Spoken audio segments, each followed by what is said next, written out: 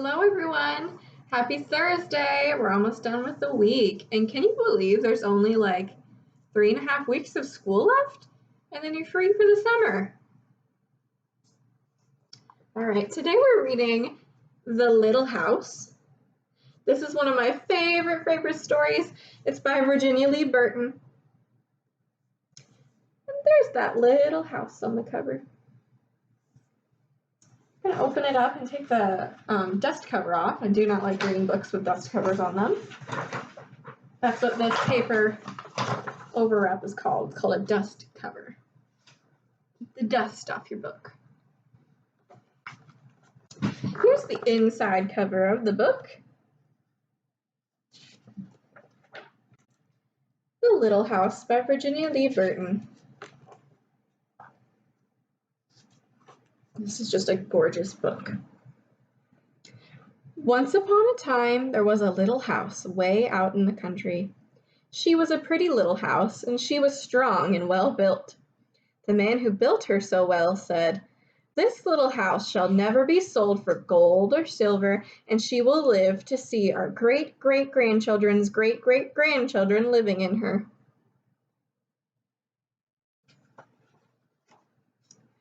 The little house was very happy as she sat on the hill and watched the countryside around her.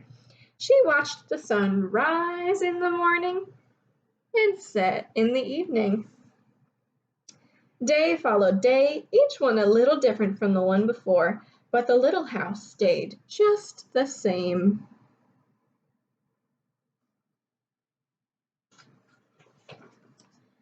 In the nights, she watched the moon grow from a thin new moon to a big full moon, and then back again to a thin old moon. And when there was no moon, she watched the stars way off in the distance. She could see the lights of the city. The little house was curious about the city and wondered what it would be like to live there. There's the little house and the stars. And that glow is the city. A lot of lights in the city at nighttime. Time passed quickly for the little house as she watched the countryside slowly change with the seasons. In the spring, which is what we're doing right now, it's springtime. In the spring, when the days grew longer and the sun warmer, she waited for the first robin to return from the south. She watched the grass turn green. She watched the buds on the trees swell and the apple trees burst into blossom. She watched the children playing outside.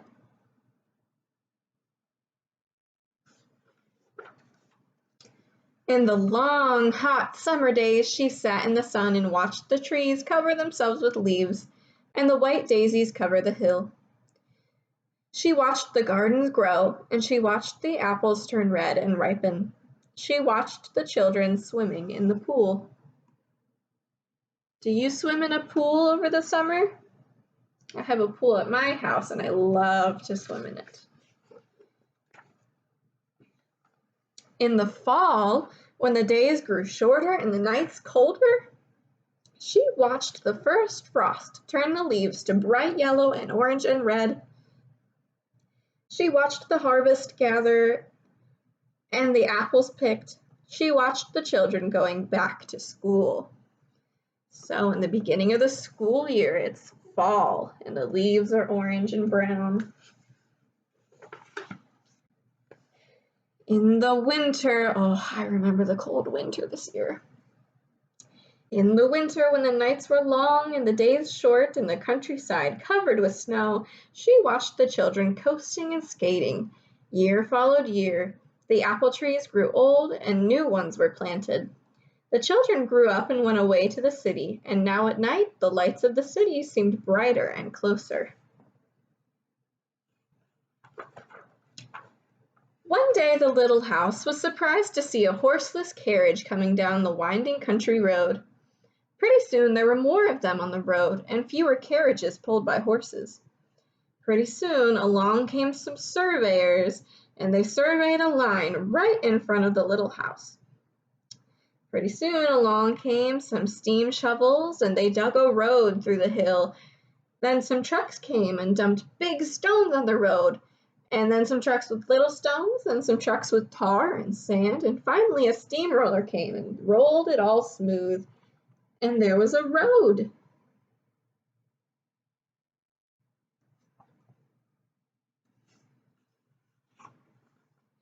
Now the little house watched the trucks and cars going back and forth to the city. Gas stations, roadside stands, and small houses followed the new road. Everyone and everything moved much faster now than before. What are these? They're trucks and cars. They look different than the trucks and cars we drive now. That means this story must have taken place a long time ago, right when they invented cars. More roads were made, and the countryside was divided into lots. More houses and bigger houses, apartment houses and tenement houses, schools, stores, and garages spread over the land and crowded around the little house. No one wanted to live in her or take care of her anymore. She couldn't be sold for gold or silver, so she just stayed there and watched. Let's compare this picture to the first picture of the little house. Let me find the page.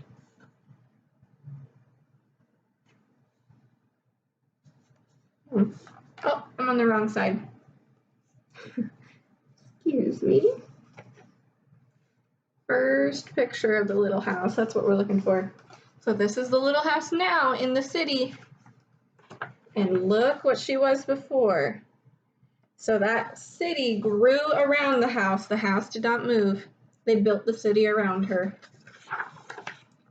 Now it was not so quiet and peaceful at night. Now the lights of the city were bright and very close, and the street lights shone all night. This must be living in the city, thought the little house, and she didn't know whether she liked it or not.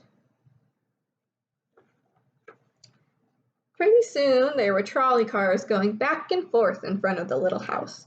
They went back and forth all day and part of the night. Everyone must be in a big hurry in the city. Then there was an elevated train. The air was filled with dust and smoke, and the noise was so loud that it shook the little house. Now she couldn't tell when spring came, or summer, or fall, or winter. It all seemed about the same. Pretty soon there was a subway going underneath the ground. She couldn't see it, but she could feel it and hear it underneath her. People were moving faster and faster. No one noticed the little house anymore. They hurried by without a look. Pretty soon they tore down the apartment houses and tenement houses and started digging big cellars, one on each side. The steam shovels dug down 3 stories on one side and 4 stories on the other. Pretty soon they started building up. They built up 25 stories on one side and 35 stories on another.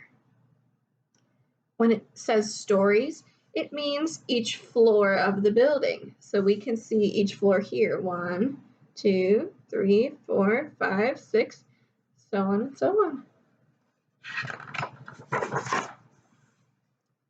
Now the little house only saw the sun at noon and didn't see the moon or stars at night at all because the city lights were too bright. She did not like living in the city. At night, she used to dream of the country and the field of daisies and the apple trees dancing in the moonlight. The little house was very sad and lonely. It's getting harder to see her in the picture. Her paint was crackled and dirty. Her windows were broken and her shutters hung crookedly. She looked shabby, though she was just as good a house as ever underneath.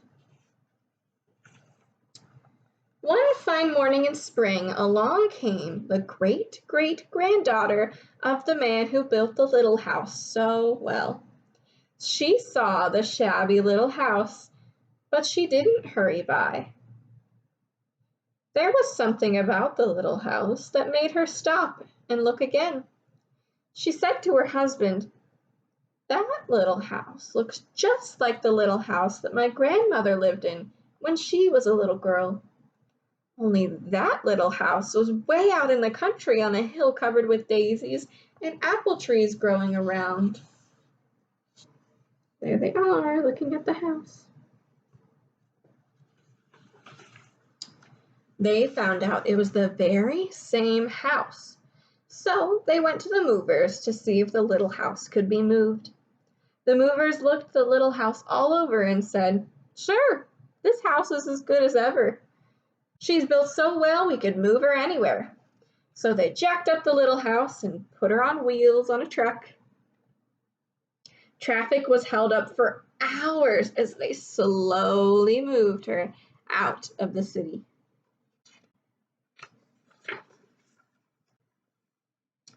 At first, the little house was frightened, but after she got used to it, she rather liked it. They rolled along the big road and they rolled along the little roads until they were way out in the country.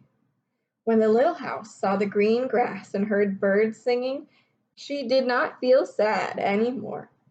They went along, and they couldn't seem to find just the right place. They tried to put her here and they tried her there. Finally, they saw a little hill in the middle of a field and apple trees growing around it. "There," said the great-great-grandmother. "That's just the place."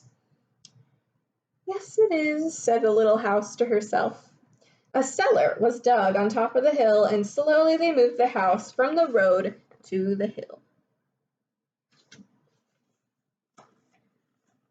The windows and shutters were fixed, and once again they painted her a lovely shade of pink. As the little house settled down on her new foundation, she smiled happily. Once again she could watch the sun and moon and stars. Once again she could watch spring and summer and fall and winter come and go. Once again, she was lived in and taken care of.